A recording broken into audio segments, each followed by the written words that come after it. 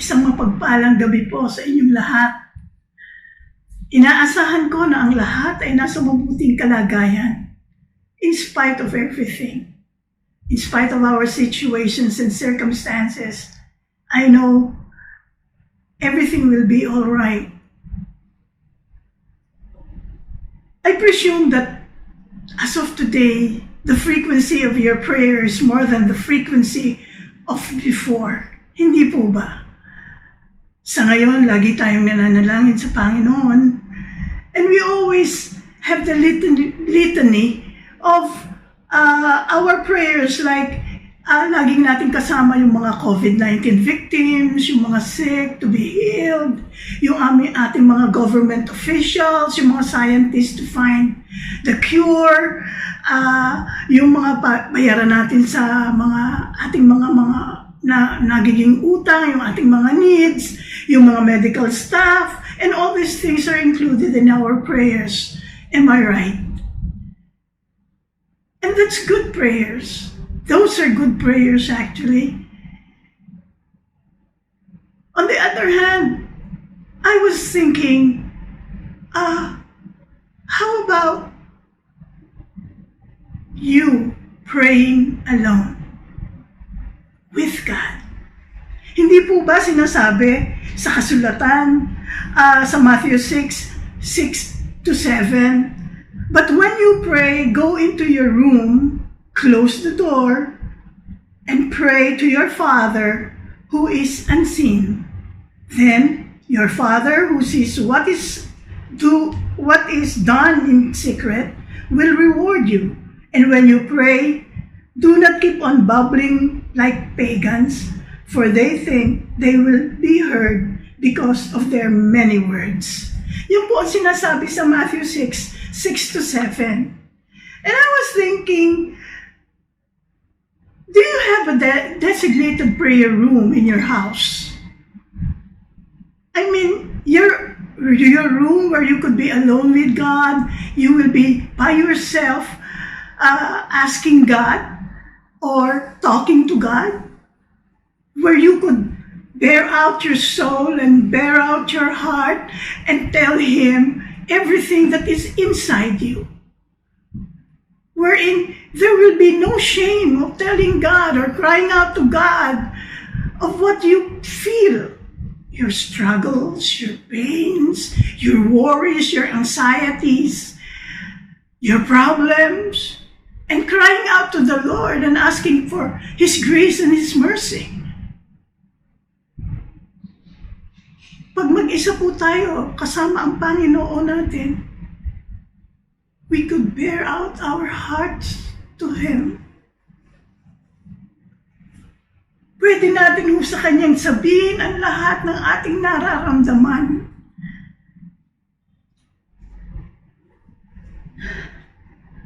Iba po kasi pagka nagdadasal ka na ang Panginoon lamang ang kasama mo sa katahimikan ng isang room or isang kwarto where you could feel His presence.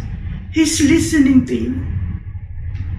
Huwag mo natin sabihin, diba sabi sa Biblia, bago pa tayo humingi, alam na ng Panginoon ang ating hihingin. Alam na niya kung what is running in our minds. Alam niya ang lahat. But that's not the point.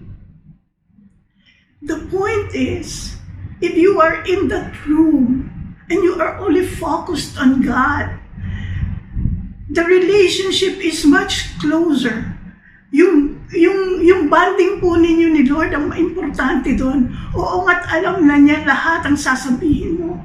But that's not it.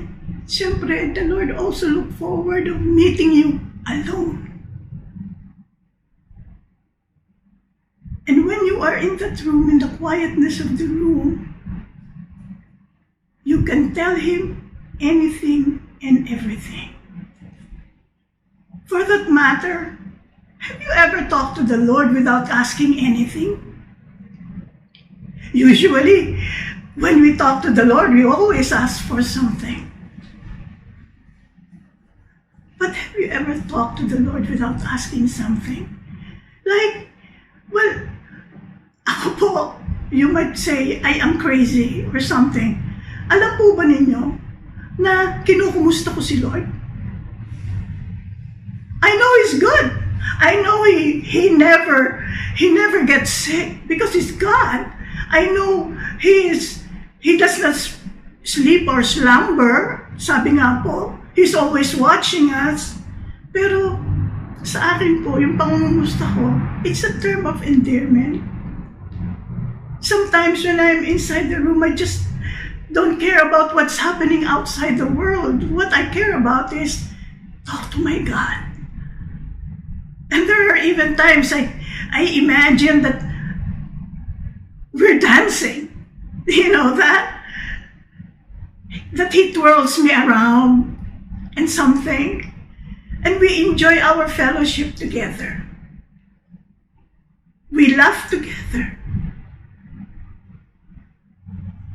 And those are moments I treasure. When I'm alone with God, there is the time for everything. A time to cry, a time to praise and worship Him, and then a time to enjoy Him inside that room. Kami lang dalawa. And then you feel refreshed. So, if I may suggest, why don't you look for a place in your house, now that we are all inside our house, a place, a room, where you can be quiet and be still and listen to the Lord. Pag minsan ho, tayo lang nagsasalita, di po ba?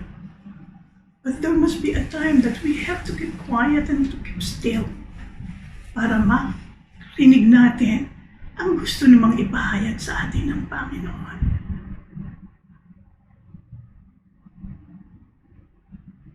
For me, a prayer room, being alone with God, is the most beautiful thing in a day that happens to me.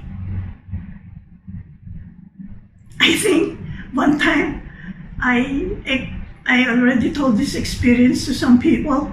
I said, when I was quarantined 1 year ago, after my operation, I was bored. I was telling the Lord, I am bored in this condo. I am bored with what I'm doing every day, walking back and forth in this small square condominium.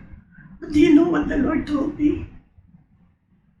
Do you know that you are in the best place where you and me could fellowship and talk to one another? You're in the best place. Alam niyo po, pag naalala ko yun, napapayak po ako sa pagkatama siya.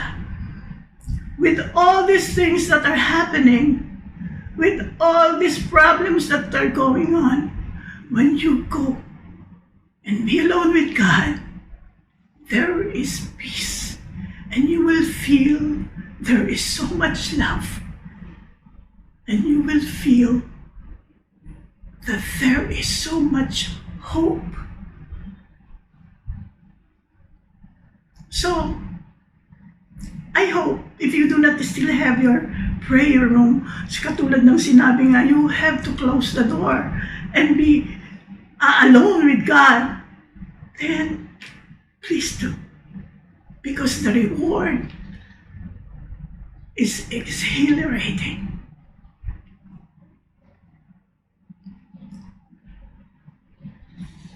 God bless you, and may you have a peaceful, restful sleep.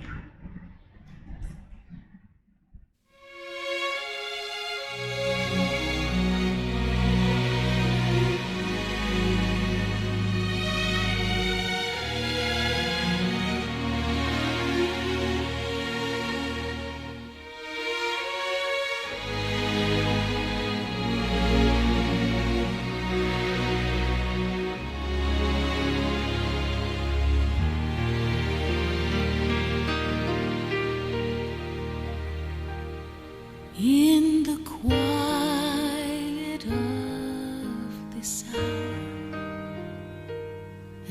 as I kneel before you now, I believe your promise to be faithful.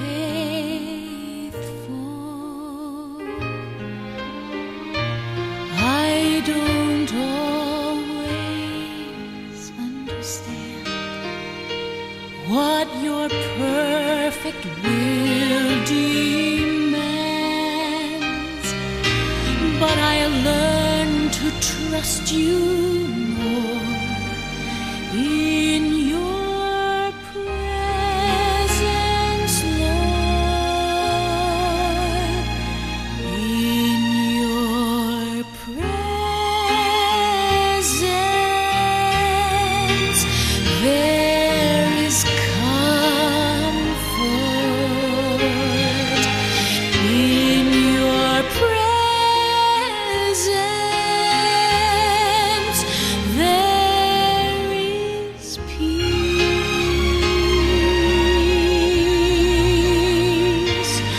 When we seek to know your heart, we will find such blessed assurance in your holy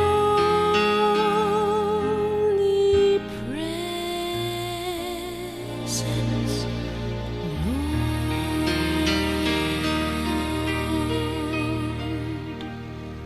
There can be such sweet reward when we wait upon the Lord,